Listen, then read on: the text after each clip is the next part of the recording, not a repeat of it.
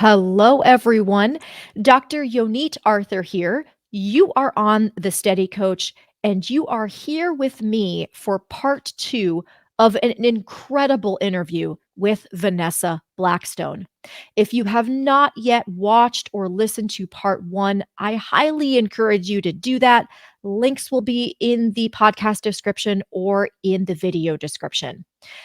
Vanessa is incredible, and she herself recovered from vestibular migraine, but that's not all that you need to know about her. She is a certified social worker. She's a psychotherapist. She specializes in helping people just like you who are suffering from medically unexplained chronic physical symptoms. She is the executive director at the Pain Psychology Center, and she's a trainer in pain reprocessing therapy. So, in this interview, we go into a little more of the nuts and bolts of pain reprocessing therapy specifically and how it can be used to help people with chronic dizziness. We talk a lot about things like somatic tracking, and I had some huge light bulb moments during this interview. So, I am sure that you will as well. Please get a notepad out and a pen because you're going to want to take notes for this one. Maybe come back and listen a second time. And again, please be sure to watch part one of this interview as well. If you enjoy this, please let me know by leaving a comment. Please like, share, and subscribe to my channel if you're here on YouTube. And if you're listening to this as a podcast, please consider leaving me a 5-star review or following the podcast. All of these things help me reach more people. And now, without further ado, please enjoy part two of the interview with Vanessa. Okay, well, welcome back, Vanessa. Welcome back, everyone. We're here for part two of our discussion with Vanessa now. And Vanessa has already shared her story of how she recovered from vestibular migraines. So if you haven't heard part one of this interview, you must check that out. I will put the link to that part of the interview in the video description below, or if you're listening to this as a podcast, you can go back one episode to listen to the first part of the interview. So, Vanessa, we left off with you telling me that you consider yourself fully recovered from vestibular migraine. We talked about how you basically had learned PRT as part of your work with clients and in the process healed yourself. So, I would love to take a deeper dive into what PRT is. And we need to address the elephant in the room first. So, PRT, pain reprocessing therapy, says nothing about dizziness. It says the word pain. So, can we please clear that up right now? Yeah. Oh, absolutely. I think that is the biggest thing that hangs people up when they reach out. I know that I've seen that in our intake process, or seen that in even our messaging boards on some of our social media pages. Do I still fit into the mold if like these are my symptoms and it's not necessarily pain or painful, but more dysregulated? There's always some kind of like extra explanation around it. And my way of acknowledging it is you don't have a separate part of your brain for tinnitus or dizziness. It comes from the same part of your brain. So yes, absolutely, it will work. I like to use the kind of phrase of sensory symptoms. So if someone really wants this to feel like it fits for them, I'll say, let's change it to sensory reprocessing therapy. Because if that feels like it aligns with you more, we can use that. And in our work together of PRT, we actually don't really reference the word pain. We say sensations or symptoms just to kind of catch anything that comes up, because I have many clients that have back pain, but also have like smooth muscle conditions like IBS, and we can address it all under the same umbrella of reprocessing therapy. Wonderful. So again, I didn't really give you this question to prepare for, so please feel free to ballpark me. But I'm wondering, in your work at the Pain Psychology Center, what percentage of the clients are people who have non-pain symptoms? Mm-hmm. Oh, what would you say? Gosh, I would say like 65%.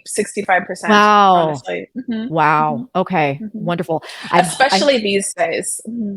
Yeah, I'm hoping that I'm helping lead people to you guys with the work that I'm doing. But I do find that in the vestibular world, there's a lot less recognition of this mind-body component to vestibular symptoms, which is very puzzling to me. And I'm wondering if you've noticed that as well also. So I don't know, maybe by the time people get to you, they're already like, okay, obviously there's a mind-body component. Or have you found vestibular people or vestibular people with vestibular conditions have a harder time accepting that this modality might work for them, or is it really similar for everyone? I feel like there's a little bit of a harder time because I can relate to the relationship with those vestibular symptoms of being like, if I'm driving, like how do I apply the skills and like soothe my nervous system and try to regulate and I use this analogy with clients of like literally and figuratively pulling your car over. You just because an alert light has shown up on your dashboard, it doesn't mean you have to slam down the gas pedal to get to the end destination. But it's also okay to be frustrated that you've had to pull the car over in the first place. It sucks. It's not fun. And I find that a lot of clients that are experiencing more of these more abstract symptoms, it can feel hard to get the buy-in that this will work for you because the foundation of the work or the structure of the work that someone might absorb in a setting where PRT is meant to be universal, if it doesn't fit with you when you're scared and needing a solution, you're going to bypass it. So that's why I like to have these kinds of conversations so people know that even though it says and looks this way, it doesn't mean that your one-on-one individual work can't be constructed in a way that actually aligns with you and that you can have your own work that's for you, that's under the same umbrella. It would be no different for someone that does have the kind of typical back pain that might have different life circumstances that don't allow for them to use the same structure of PRT, right? And so whether it's symptoms, life experiences, or both, the buy-in can be challenging sometimes in the beginning because if it doesn't feel like it aligns with you when you're scared and needing a solution, I totally understand why you might need the extra reassurance that this could work for you. Yes. Okay. Mm-hmm. So I'd like to dig a little deeper into kind of the theoretical backdrop of PRT. But before we do that, something you said I had to point out. So you said basically in much much nicer words than I'm going to use. You said you're going to have to tailor this. You're going to have to tailor this to you, and it's true for everyone, whether or not you have the classic pain symptom or sensation or not. So when you said that, I went back to our first interview where you said me just telling myself I'm safe, I'm safe, I'm safe, I'm safe wasn't working for you, and so we this concept of messages of safety, which is a fundamental principle of PRT, doesn't necessarily mean it's going to look that way. And it may especially not look that way for people with vestibular symptoms. Yeah, absolutely. I think that one of the biggest areas of work, again, whether I'm talking about vestibular symptoms or back pain symptoms, across the board, I think it's really important for people to know that like you can create your own creative messages of safety and prioritize those. I do that to this day. Like I mentioned, I have this sticky note above my computer that says it's okay to not be okay.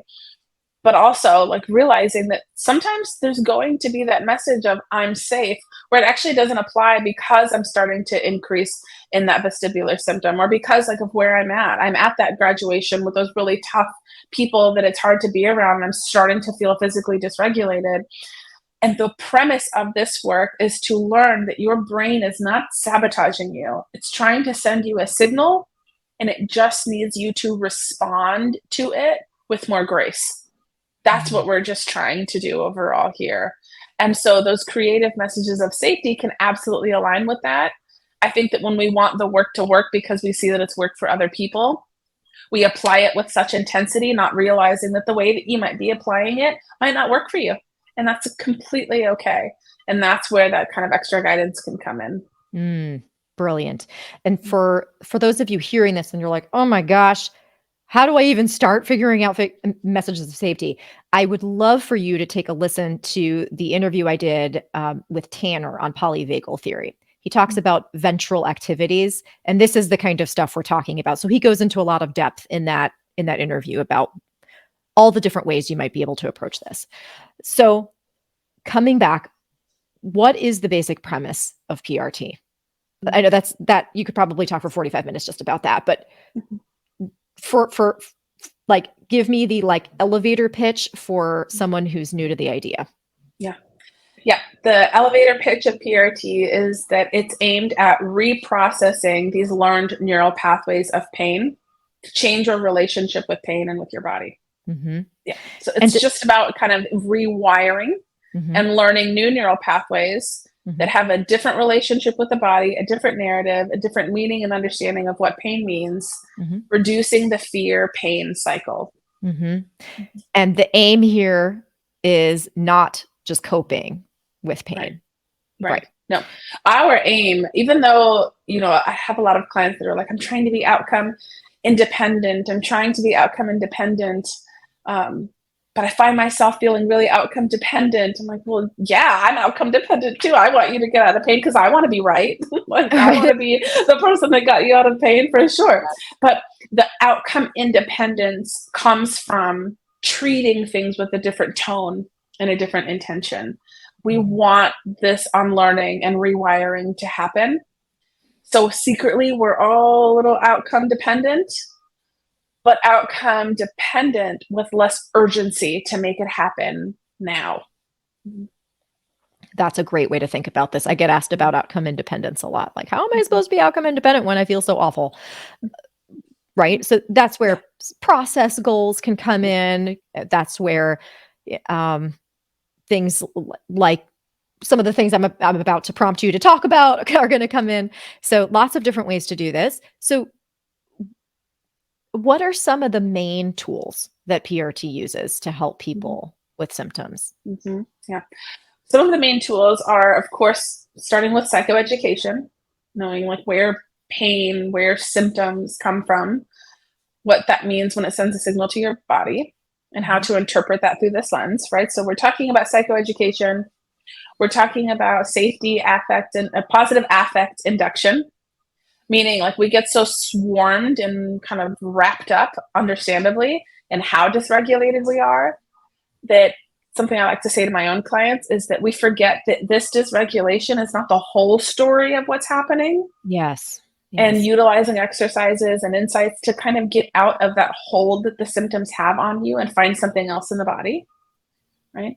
And also, we use a lot of lightness, humor, playfulness in this work to be a part of the positive affect induction, because something that Dr. David Clark says, who's the president of the Psychophysiologic Disorder Association, something that he says that he gave a talk to the clinicians that I work with, but when he said it, I felt like he was staring into my soul and saying it to me. He said, a lack of play equals a rigid and structured personality. And that rigid and structured personality is going to look at their body in a rigid way. You have to prioritize play and lightness and joy and ease in your life as a part of your work. And so that's another part of that kind of, approach of positive affect induction. And one of the biggest practices that we have within pain reprocessing therapy is somatic tracking. People see that and hear about that a lot, and I love tailoring that to more sensory symptoms, because somatic tracking can feel really challenging when your head is doing that wah, wah, wah, and you're supposed to track it, and you're like, your shoulders are rising, you're cringing, there's so much intensity. There's other ways to approach it for these more sensory symptoms, but this is our foundation: the psychoeducation, positive affect induction, somatic tracking, safety reappraisal. That's kind of the premise of the work. When you say safety reappraisal, so some of that comes through the psychoeducation, like for people to understand, oh yes, these sensations are horrible and uncomfortable, but you're actually okay. Like, even though as awful as they are, it's a false signal. It's a prediction error. Absolutely. Yep. Something that really helped me a lot of the times is, just because I'm feeling dizzy or just because I have a headache doesn't mean I'm going to throw up every single time. And that's such a funny thing to say, but like, that was a big fear of mine, because every time I would get sick, it would amplify everything. And so I'd always remind myself, like, what can I do to take care of this feeling of starting to feel a little nauseated, not preparing to get sick, but just going, oh, this is something to attend to. This is something that my brain is telling my body, we're starting to feel dysregulated. And so learning that this uneasy feeling is not a sign of danger, but a sign that I need to prioritize feeling safe right now. What do I have that helps me feel safe? What's around me? What can I do? Right. Okay. So I think you just answered my question, because what I was going to ask was, okay, because people are, they have these thoughts, right? Like they'll wake up in the morning and they'll be like, how am I going to feel right now? Or sometimes, God bless them, they'll get better because they'll see the videos and they're like, oh, I get it now. And then they do, the symptoms go up and down because that's part of this process. And they'll sit and wait in terror for the symptoms to come back. Mhm. So it sounds like there's some kind of cognitive process here, like recognizing, oh, catching yourself doing that. But then think I'm hearing you say is there's also a pulling back to the present moment. So it's not just I need to combat this thought. It's also, am I safe right here, right now? What do I need to do right now? What's my first step now? Not what's going to happen tomorrow or next week. Is that accurate? Absolutely. Yes. An analogy, the analogy queen. I I love love it. using Yeah, metaphors and analogies. please. It works for me. Yes, my language. I'm the queen, and sometimes they're successful, sometimes they're not. I know. But I always try them out. Yes. See what happens. Gotta try them. Absolutely. I was given one actually when I was playing rugby by my coach, and it didn't land until way later in life. Probably because I was a teenager and he was giving me some advice, and I'm like, okay, like I felt like it didn't make sense for me, but it made sense way later on. I got injured a lot in the sport, more than you're supposed to. He started saying to me, I'm watching you when someone's coming to tackle you. I'm watching you brace. As before they even touch you, you're already like, and then they hit you. And then I would get knocked out or get concussed or break another bone or like something. He's like, you have to be more like the rubber band. So when you get hit, you bounce back a little bit better. And of course, as a teenager at the time, so I was like, okay, old man. And then I kind of, grew up and went through life and was like, oh crap, I get it now. Be more like the rubber band. And the way that I play with it is like exhale into the transition. You want to brace to prepare yourself to in the event if you get hit, you're ready and you're prepared. But there's a really sad statistic that I think not a lot of people know about or realize applies here, is if you look at the rate of people that unfortunately lose their lives to drinking and driving accidents, the person that was sober T-bones, the person that was intoxicated T-bones a sober driver. The common theme and the real statistic is that the sober driver loses their life and the intoxicated driver doesn't. Right. I know that when my partner and I were in a motorcycle accident a couple years ago, he saw the accident coming and I didn't.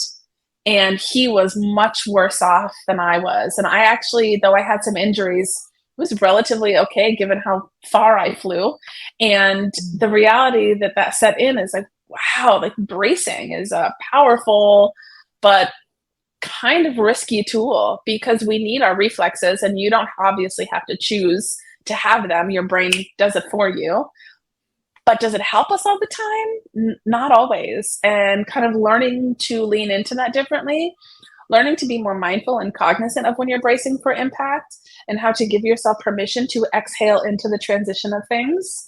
So I tell clients that when I say exhale into the transition, if you're waking up and noticing that you're already preoccupied about your symptoms, try dropping into your body and into your bed more. Try getting more into a place of where you're noticing more neutral or positive sensations in your body before you put your feet on the ground. Exhale into the day rather than brace for it. And just catch yourself of like, oh, I'm bracing again. It's not that I have to protect myself from whether or not this will come up. I'm just bracing. It's a reflex. It's a habit. I do it out of survival. And if I'm more cognizant of it, I can catch the kind of behavior in action rather than think that that's something I have to do in order to be okay. Right. And then how this ends up going, while it may not change things that day, over time, you're overwriting that reflex. You're building a new reflex instead, the exhale into reflex. Mm-hmm. So is that also a little bit of what we're working on with somatic tracking, where we're trying to give you a new automatic reaction to sensations when they happen? Absolutely. Yeah, it's the way that I look at it is, I've used this word a few times without explaining it yet, is the foundation, right? All the things that we're doing is like we're fixing the structure of our home. right? We might be like using this medication to fix like the beam that was cracked, and we might be using this like other behavior that is soothing to fix like a cracked window frame and like patch the hole in the roof and do all of these things to keep fixing the home, but the foundation is uneven. Right? So there's something wrong with the foundation. And what we're trying to do is lift up your home and go into the foundation and foundationally create a new way that you respond to your symptoms. And somatic tracking is a big tool in that, because what we're trying to do is not use this tool to zap the pain away in this moment. We are trying to teach you to respond differently so that you have a new set of skills, a new language, a new narrative, a new approach to navigating symptoms that feel dysregulating in your body. And that's what the premise of that work is. We're rewiring the foundation so that when you put this home back on, hopefully it does help prevent some cracks in the home. But if it doesn't, in terms of like you have something happen that does need your repair, does need your attention, you know that foundationally, you're good. You have this set of skills, right? These tools in your toolbox to utilize when something needs your attention. Brilliant. Brilliant. So notice too that for those of you listening, really, Vanessa, I think you noticed this. This is not a fully cognitive or thinking process. So there is a lot of thinking that goes into this. There's a lot of, how did I respond and what might I want to do differently? But it's not okay, I'm just going to think about this symptom differently and then I'm going to feel differently about it. There's a feeling that we're working on too in somatic tracking. So it's a somatic, somatic's in the title. It's a somatic exercise. It's getting straight to the emotional brain. We're working with the emotional brain in that exercise. Absolutely. We really are. There's two things that I like to address with my own clients to really help kind of bridge the gap of what that means. And they're like, but I'm doing somatic tracking. I'm trying it. I'm utilizing it in the way that I read about in the book, Alan Gordon's book, The Way Out. Like I'm utilizing it in the way that I've heard about. I'm doing it. It's like, yes, but there's two things that we need to talk about. Your tone, the tone in which you do the exercise with, and your intention. Why are you doing it? If your tone is coming with a sense of intensity and urgency, it's not going to work. It may at some point, and you might get a little bit of that itch scratched, but eventually it's going to start catching up to you. And every time we treat it that way, sooner or later, it's not going to work. And you'll be like, oh, this work isn't working for me. I got to try something else. And the intention, are you doing it because you feel like you have to? I had someone say to me when I asked them, why are you doing somatic tracking? They said, because that's what the book says. I'm like, this is a perfect opportunity to not do it. We're going to dial it way back. And I'm going to talk to you about why that's important and teach you about how to be cognizant of when your brain is gravitating towards a place of I have to or I should. And prioritize, as Dr. Clark says, do things that you actually enjoy and that are pleasure-filled and fun and give you a sense of purpose or feel like it's your thing. Anything that can prioritize the same message and is under the umbrella of somatic tracking, because you are listening to somatic sensations in your body. You're listening to yourself and going, I don't think that I want to do that right now. I think I just want to rest and catch up on my show or read my book or sit in silence. And that's my version of being mindfully aware. That's my version of somatic tracking in this moment, because I'm listening to what my brain and what my body want. That was brilliant. And I invite people to rewind and listen to that again, and maybe a second or third time after that. I'll do it too. Okay. Yeah, I know. I may do it too. Okay. So a couple things to pick out here. The first thing is that we recognize that there may be very little joy or place of solace in your body right now. We know that. So we're not saying, oh, go do something super fun. Go on a roller coaster. We're not saying that you need to go out and do something dramatic. In this moment, what can you do that makes you feel safe, makes you feel a small amount of joy, makes you feel a small amount of calm, small amount of peace? And most critically, and Vanessa, you can tell me if I'm on the right track with this, you have to recognize that that's what you're doing. It's not just, oh, I'm resting because I'm a failure and my whole day is shot now. It's, oh, My body says I need rest. I am resting as a deliberate act of self-compassion. Is that, would you say that intention really matters? Yeah. Yeah, I would say the intention is incredibly important because I work with so many people that come to session and they're like, I took care of myself. All I did all week was take care of myself. I'm like, I can already feel it. And if I can feel it in my body, I can't imagine how you must feel. Mm-hmm. And just kind of being aware of like, gosh, the tone in which I treat things with is so intense.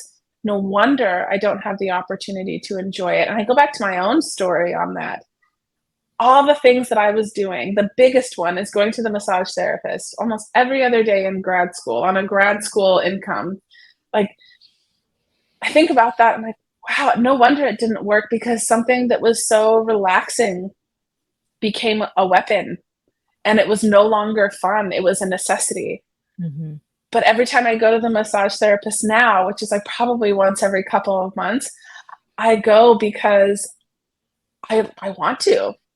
I go buy I'm one of those people. I go buy a pumpkin spice latte because it's the season, and because the month that we're in, I go get that, and I'll go to my favorite thrift store and I'll find a little treasure. I'm like, oh yeah, I'm ready for my appointment, and I go to my appointment and I kind of reinforce this message like, oh, this is what it means to take care of yourself. I don't have to do any of these things. I just genuinely want to, Right. and it took a while to learn that.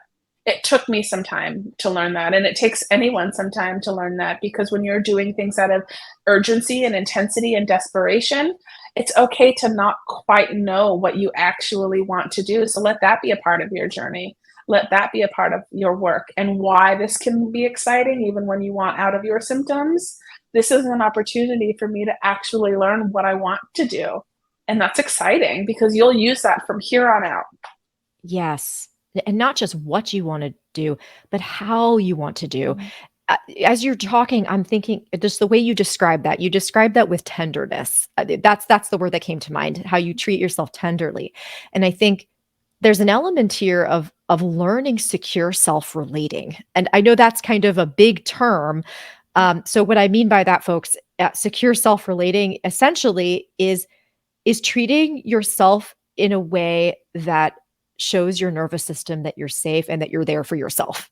It's kind of Mhm. in the way that you'd see, if a mom sees a crying, sees her baby's crying, she'd pick the baby up and, it's okay, I got you, baby, and would like maybe move soothingly and talk softly, and then maybe do something like fun and nice for the baby. You, what you're describing sounds like that. It sounds like secure self-relating. Yeah. Yeah. There's an example that I like to use with my clients, with anyone that I train in this work, that I use for myself as often as I can remember. And I can kind of go through it in a way, and whoever's listening can feel free to kind of use it as a Mhm. practice now, where just imagine that you've carved out a little bit of time in your day to go to your favorite department store. I'm so basic, and then I'm going to say Target because that's mine. Oh, And I love Target. oh, Yes. come on. Solidarity. Yes. Yes. Yes. Good. So good. Thank you. So Okay. good. Yeah. So we've gone to Target. You have like a good hour or more. Maybe you drop the kids off, or maybe you just have time away from your significant other, or maybe you have a break from work, or maybe it's the weekend, and you can go, and you don't have to get your to-do list done. You can just go to Target and just walk around, which is the best feeling ever, and go to each aisle with no purpose. And you're just scrolling through, kind of aimlessly wandering, looking at all of these different things that you may or may not buy. And you get into this candle aisle, and you're smelling candles, looking at what you're about to purchase. But then all of a sudden, you hear a sound that is a tall tale sound, whether you have kids or not, as an adult, of a child in distress. You know that sound. It's like a guttural feeling. And you look over to the next aisle from everything that you've put in your basket, and you see this kid. And maybe this kid kind of looks like you, or they're wearing something that you used to wear as a kid. I used to wear this orange shirt with a big yellow glitter butterfly on the side on it, and I was obsessed with it, that shirt. So I always picture that shirt. And you see this kid, and you can tell there's something wrong. This kid's lost. There's no parents. There's fear. There's scanning. The fingers are in the mouth. They're terrified. When you walk up to this kid, what would you do? Typically, we would lower our body and lower our voice. There was actually research done 6 months ago or more that said that mama dolphins use the same high-pitched voice that they do with their babies as humans do. Oh, they use motherese. Oh my gosh. Like, Thank you. You just made my life so much better. I love dolphins. They're my favorite. Yes. So it was amazing. proven. Yes, they talk to their babies like we talk to ours, right? So we would kind of use a higher pitched tone and lower our voice and lower our body and be like, "Are you okay? Where's your mom and dad?" We would inquire and we would support and we would stick with them. You wouldn't stand over them and go, "What's wrong with you? Like, why are you lost? Get I'm lost." Yeah, go figure it out. You would stick with them. And then what would you do next? You would probably take them to the front of the store to call their parents on the intercom. I don't know if that's what we do still. We did that when I got lost in Kmart, is you go to the front of the store, you know? So I don't know. It's been a while, but you go to the front of the store and you probably wouldn't drop that kid off with the front and say, "Bye, good luck. You're with them now." You'd probably be late to a meeting, to, kind of like abandoning your aimless shopping and just be like, "Forget it. That doesn't matter." You stick with this kid, right? So you've stuck with them, you've inquired, you've been a calm presence, you've reassured them, and you're not like abandoning them until they feel safe. That's what your nervous system needs from you. It needs you to treat it like a lost child in a department store, right? You've found it. You've noticed what's going on, you've attended to, you've grounded, you've been that safe presence, and that's what we need all the way to the end. Totally understand that our symptoms wear us down and it's hard to keep that going, especially when you're exhausted and just want it to be over with and have tried everything. But the whole premise of pain reprocessing therapy is getting you to reprocess not only your symptoms, but the way in which you respond to them on a moment-to-moment basis, and that we actually see it through. That was, again, just sensational and just blew my mind as you were describing this. I had never really connected the two, somatic tracking and this secure self-relating, which is another skill I definitely work on with people, as potentially being the same exercise. That is just, again, just mind-blowing. So I'm going to have to come back and listen to this again because that was just so great. So what I'm hearing is, because again, people on my channel are probably familiar with somatic tracking. I have a bunch of recorded versions, is you can take this and use playfulness and creativity. So infusing them with playfulness and creativity already embodies a whole new dimension of helpful stuff from PRT, but you can, your ultimate goal is to be there for yourself in the way that you just described. And absolutely, that's just incredible. So kind of on the same line of thinking then, I know PRT doesn't focus as much on emotions, but there is a role of emotions in PRT. So would you mind touching on that? Absolutely. I think that when we're learning the structure through the book or through other resources, we definitely see the implementation of how to rewire without necessarily having the conversation about emotions. But this is why I love getting my hands on people and when they reach out for our work, because we are all coaches, clinicians in this work, and that is absolutely our forte. And we can create more space in our sessions together to really elaborate on like what role your emotions are playing on how unsafe you might feel in your body. And I think that the way that I love describing it to clients is like, you have to think about it this way. The information provided on PRT is just to open the door to get people to start kind of rethinking, like maybe there's something else to my symptoms. And then the actual application of it is way more in depth, right? We can go a lot deeper into what all is a part of the story here, what all these different things that we experience have different roles in this kind of play of our symptoms, right? And like how they all contribute to the big story. And that's where I just really love this individual work, is because it really allows for us to keep in mind every relationship, every emotion, every experience in our life that contributes to why we're feeling dysregulated. And I think that's why I'm so gung ho, not just, and of course I'm biased, not just because I'm, the executive director here, because I have my own clients, but because I've seen for so many people them start this work in their first session with me going, oh, you're the executive director? Great. I want you to teach me how to be so good at somatic tracking. I'm like, you're going to be really upset because we're going to do the exact opposite. And getting them to see like the way in which you're treating this is a part of the problem. I know I hate saying that, and I know that it sucks to hear, but I promise you, like, if I can get you to unlatch from the intensity in which you treat it and realize the fear and the frustration that has a role here, you will do somatic tracking in a way that actually feels good to you. And just by understanding the role that all of that has here. Brilliant. Yeah. And so do you spend time, as you said, just kind of unpacking some of these other factors that lead to these alarm signals in the nervous system? So just can you give us a couple quick examples of what Yeah. those things might be? Yeah, I think that going back to it, I know I said already, but that tone and the tone and the intention behind the work, and Sure. understanding like maybe some of the ways in which we treat things are learned. Like who did you learn that you're supposed to treat things that way? Where did you get that message that you have to finish all of the chores in the kitchen before you sit down at the end of the night? Who told you that? Because that's learned from somewhere, right? And understanding that sometimes we don't realize anxiety is implemented in our life from those more learned messages and those internalized messages around how we're supposed to be, right? Mm-hmm.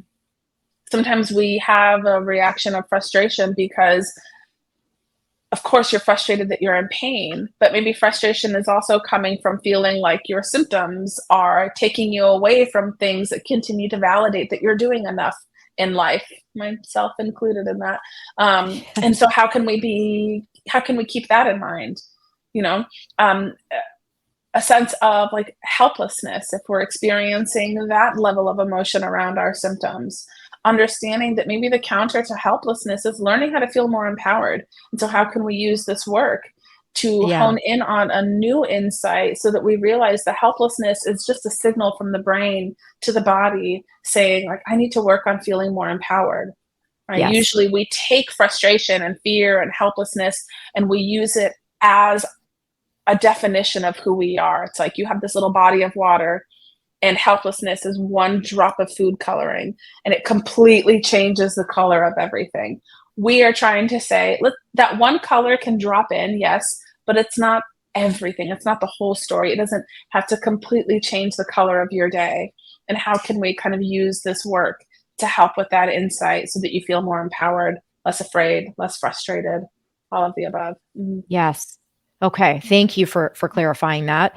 And what I'm hearing then, Vanessa, as we start to wrap things up, is that as a result of this work, we're not just helping people with symptoms. It Yeah. sounds like Yeah. there's a big element here of transformational change. Would you Mhm. would you agree with that? Yes. One of my favorite things in this work to help guide clients to is realizing that by listening to ourselves, maybe we start also prioritizing being comfortable with saying no to people and setting boundaries and doing what's best for us unapologetically. Something that I try to be mindful of in my own experience is not saying sorry for everything and learning that I say sorry because I'm uncomfortable. And Mhm. if I can be aware of that, I feel like almost more empowered. I had this guy run into me the other day and I literally went, And I turned away and was like, don't say I'm sorry. He ran into me. And it was such a good moment. I'm walking away going like, oh, I didn't say I'm sorry. Yes. Like, Yeah. and it's because I realized like I just get physically uncomfortable when I feel like there's something that I need to resolve or patch up. And I love that a part of this work because I feel like teaching clients to listen to not only their symptoms that are so dysregulating and the reason that leads them here is learning that this relates to so many other parts of your life, setting boundaries, saying no, standing up for yourself, prioritizing yourself, and so many other areas where we don't have to necessarily power through as our like baseline of functioning all the time. Yes. And that, again, one of the most rewarding parts of the work we do, I think, just, and you hear it from people in the success stories, you hear it, they'll say, look, I'm not saying I loved the experience of having the sensations, but I've grown so much as a person. In some cases, people will say they're thankful that it happened to them, which again, I recognize if you're in the midst of it right now, you might throw a sock at the screen when you hear me say that. So don't worry, that's not a requisite to getting better. You don't have to one day look back and say, oh, I'm so glad. But there's a lot of growth that happens through getting through this. And I I've come to the conclusion, Vanessa, and maybe you disagree, but I feel like that's almost a requirement in many cases for people to get well and stay well. There is some amount of change that needs to happen on the inside. Absolutely. I completely agree. Knowing that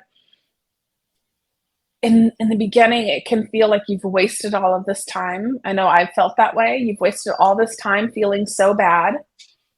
But then on the other side, we can have this insight that realizes I did all of these things in life or got through so much, even when I was uncomfortable. Imagine what I can do when I start to feel better. Amen. And and just using that as this like inspiration of like, look what I've done. I don't have to like it. We don't have to insert some like toxic positivity over your hurdles. We don't want to do that. You are very much so allowed to be annoyed that this was something that happened to you that had to be a hurdle in the first place. We don't have to like it. But what we can do is use it as a driving force of like, look what I've done, look what I'm capable of, look what I've learned as a result. And how can I use this as just a part of my story? It's just a chapter. Maybe it's not our favorite chapter sometimes, but it's just a chapter. There's so many other chapters to be had. This one is a part of what explains everything that we do now. Brilliant. Thank you so much. So, you mentioned the way out. So if people are brand new to the idea of PRT, I invite them to read The Way Out. It's wonderful. I think you gave us a fantastic overview, and there were so many gems in this conversation. So if you've already read the book, I know you got a lot out of hearing this conversation also.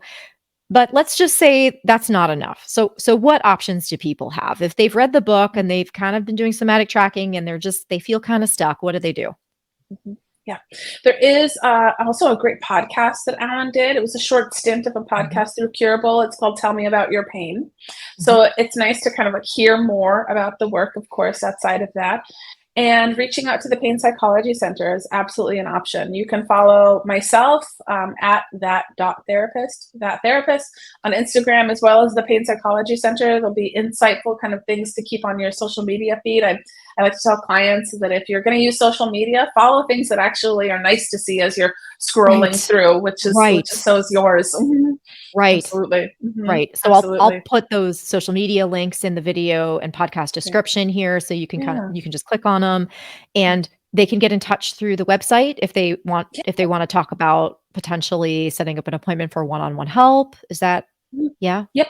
Okay. That would be painpsychologycenter.com. And you just go to the contact form. Our intake team is incredible. The turnaround of reaching out to you is always within 24 hours. Wow. Usually within a couple of days to a week, you can have an intake call that is free with an intake coordinator, and then they will match you up with a therapist or clinician or coach depending on your needs and what you're expressing, where you're at. We do see people out of state, out of country, so you don't just have to be in California, which is really nice. We have curriculums to provide services to folks outside of our state, and then you can get your work started.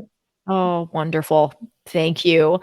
Yeah. This has been just so informative. Both parts of these interviews I'm just so excited to get these out to people. I cannot thank you enough for agreeing to spend so much time with me. I know it's been a long conversation, so worth it for me. So thank you, thank you, thank you, thank you, Vanessa. This has been just absolutely delightful. Thank you so much. I'm just so happy to do it. You have no idea. I spoke to my team about the work that you do, and Oh, they too thank are you. so excited to hear more about the work that you do, because we as clinicians, we get stuck in the structure of PRT and vestibular symptoms, but when we know that there's ways to talk about it Oh, that totally. actually allow for so many different levels of healing, I think that the work that you do is just profound and we need it. Oh, thank you so much for saying Yeah, that. I of again course. just it kills me that this stuff isn't available so much to people in vestibular symptoms. Yeah. So that's I'm trying to get the word out. That is the Yeah. goal. Get the word out. So thank you so much for being Thank part of you. that process for me. Absolutely. Thank Yeah, you. of course. Thank you so much. All right, everyone. So if you enjoyed this interview again, please check out part 1. It will blow your mind. Believe me, you will cry. You will feel humbled. It is an amazing listen. So please check out part 1. If you enjoyed this one, please like, please share, subscribe to my channel, leave a comment or a question. All of these things help me reach more people. If you're listening to this as a podcast, you can also give me a 5-star rating if you enjoyed this. You can also leave a little review. Again, those things help me reach more people. So again, thank you all so much for tuning in. We'll see you next time. Bye, everyone. Bye.